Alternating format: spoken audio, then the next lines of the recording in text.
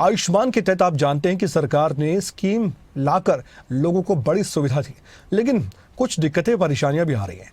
अब ऐसे में प्राइवेट अस्पताल अपनी परेशानी को बयां करते हैं। अभी तक आयुष्मान योजना से इलाज नहीं हो पा रहा है। ये कुछ दिनों की हम बात कर रहे हैं। मेडिकल एसोसिएशन की तरफ से, इंडियन मेडिकल एसोसिएशन की तरफ से पानीपत में बड़ा फैसला लिया गया है। सरकार से बातचीत में ही कोई हल निकलने की संभावना है और अच्छी बात है, हल बातचीत से ही निकलता है। पहले का सैकड़ों करोड़ रुपया बकाया दे सरकार, ये आईएमए की तरफ से कहा गया है। आगे के लिए व्यवस्था में सुधार हो। सरकार की तरफ से भी संकेत तो दिए जा रहे हैं कि कोई ना कोई मसले का हल निकलेगा। इस खबर पर हम जानकारी लेंगे। हमारे साथ देवेंद्र दांगी जुड़ेंगे हमारे ब्यूरो, तो उनसे हम बातचीत करेंगे, चर्चा करेंगे कि अब आगे इस पूरे मसले पर क्या हो सकता है। क्योंकि जैसे कि मैंने शुरुआत में कहा कि ये कई लोगों से जुड़ी हुई खबर है। लोग जाते हैं, सरकारी स्कीम का फ़ायदा उठाते हैं बिना किसी चिंता के, लेकिन जब प्राइवेट अस्पताल में जाते हैं इलाज करवाने के लिए, तो वहाँ पर अगर ये कहा जाता है कि आपका आयुष्मान कार्ड तो यहाँ पर चलेगा नहीं, तो फिर लोग और ज़्यादा चिंता में आ जाते हैं। जो उनके तीमारदार हैं, खासकर उनको इधर से उधर भटकना पड़ता है, फिर सरकारी अस्पताल में जाना पड़ता है। वहाँ भी इलाज की अगर कमी हो या फिर ज़्यादा समय वहाँ पर लगता है, तो ये ज़्यादा मुसीबत आन खड़ी होती है। एक तो पहले से ही कोई भी शख्स बीमार होता है या उसे इलाज की ज़रूरत होती है समय पर, और फिर ऐसी समस्या आ जाए तो मानकर चलिए कि चौतरफा वो मुश्किलों से घिरा हुआ नजर आता है।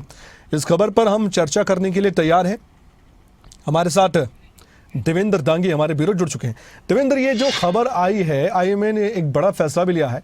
आपको लग रहा है कि उस दिशा में कदम दोनों तरफ से बढ़ाए जाएंगे कि सरकार भी आईएमए की बातों को गौर से सुनेगी और आईएमए भी सकारात्मक रुख अपनाकर कम से कम वो जो मरीज दर दर की ठोकरें खाएंगे, इस वजह से खा भी रहे हैं, प्राइवेट अस्पतालों में इलाज नहीं मिल पाता है क्योंकि कई बार अच्छी सुविधा मिल जाती है प्राइवेट अस्पताल में, तो क्या हमें लगता है कि अब उस दिशा में दोनों तरफ से कदम बढ़ाए जाएंगे कि हाँ कोई हल निकले?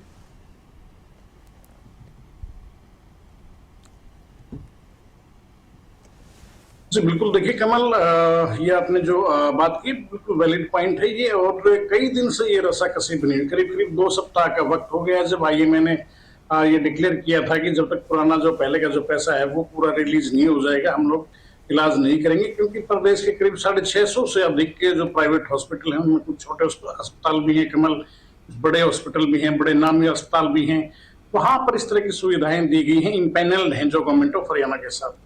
तो उन जगहों पर इलाज नहीं मिलने से लोगों को देखिए दिक्कत तो पेश आ रही है, और सरकार ने भी कहीं ना कहीं इस चीज को गंभीरता से लिया है, इसकी गंभीरता को समझा है। करीब करीब 300 करोड़ रुपए जो है वो रिलीज भी किया गया है। लेकिन जो प्राइवेट अस्पताल हैं उनका साफ तौर पर कहना है कि बार बार ये स्थिति उत्पन्न होती है, हमें अपना पैसा लेने के लिए बार बार स्ट्राइक करनी पड़ती है, धरने प्रदर्शन की नौबत आ जाती है। ऐसा नहीं होना चाहिए और इसकी समुचित एक व्यवस्था होनी चाहिए ताकि आगे भी कोई दिक्कत ना आए। कल पानीपत में आईएमए की एक स्टेट लेवल की मीटिंग हुई है।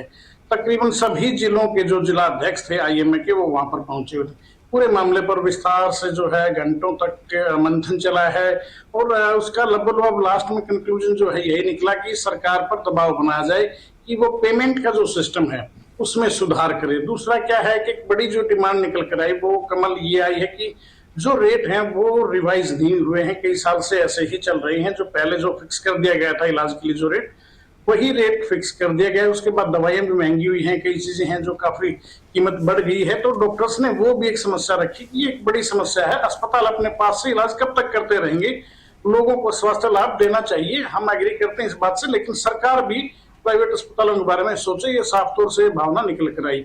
और दूसरी बात ये है कि जब तक ये साफ तौर पर कहा गया कि जब तक सरकार बात नहीं करेगी और इसका हल नहीं निकाला जाएगा इस मामले का, कि बार बार ये हर 3 महीने बाद ये स्थिति हो जाती है कि बकाया हो जाता है, पेमेंट टाइम पर नहीं आती है, या पेमेंट आती भी है तो उसमें काफी कटौती कर दी जाती है। ये भी एक बड़ी बात निकल कर आई कि जो बिल होता है, जो बिलिंग जो भेजी जाती है सरकार ऑडिट के नाम पर, उसमें काफी कटौती कर देती है। ये भी एक समस्या उभर कर सामने आई। और खैर अच्छी बात यह है कि बातचीत का जो है, मुझे लग रहा है कि आज शायद एसीएस हेल्थ या किसी बड़े अधिकारी से आज शायद बातचीत संभव हो सकती है और इस मामले का शायद हो सकता है हल भी निकला है। क्योंकि मुख्यमंत्री को आपने देखा होगा, पिछले दिनों सुना था कि हम लोग मामले को लेकर गंभीर है।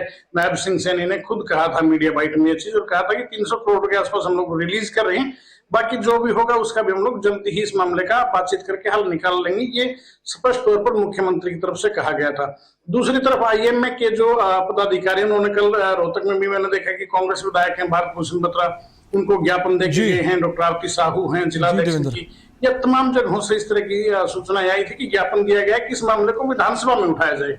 तो हो सकता है ये आयुष्मान वाला जो मैटर है ये विधानसभा में भी इसकी 0 आवर्स के दौरान कहीं जी। कहीं गूंज सुनाई दे, लेकिन जी। सरकार का मुझे लगता है कि सरकार की प्रायोरिटी में ये चीज शामिल है। जो मुख्यमंत्री खुद ये कह रहे हैं कि हम लोग व्यवस्था बनाने का प्रयास करें, जल्द इसका हल जी। निकल जाएगा। तो देखने वाली बात ये होगी कमल कि कब तक की दोनों पक्षों में सहमति बन जाती है और लोगों को जो दिक्कतें पेश आ रही हैं कब तक दूर हो पाएंगी, ये देखने वाली बात इस होगी। पूरी खबर को आपने दर्शकों तक पहुंचाया, समझाया, बहुत बहुत धन्यवाद आपका देवेंद्र दांगी। अब आगे बढ़ते हुए